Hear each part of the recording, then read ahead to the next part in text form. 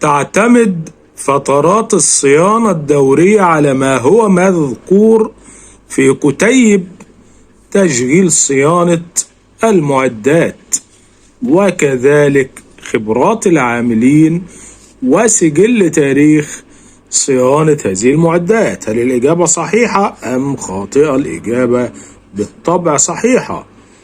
فترات الصيانة الدورية تعتمد على عدة عوامل، أبرزها ما هو مذكور في كتيب تشغيل وصيانة المعدات الذي يوفر توصيات الشركة المصنعة حول فترات الصيانة المناسبة، بالإضافة إلى خبرات العاملين الذين قد يكون لديهم معرفة إضافية عن أداء المعدات والظروف المحلية، وكذلك سجل تاريخ الصيانة الذي يساعد في تحديد فترات الصيانة المثلى بناء على الأعطال والمشكلات التي تم رصدها في الماضي.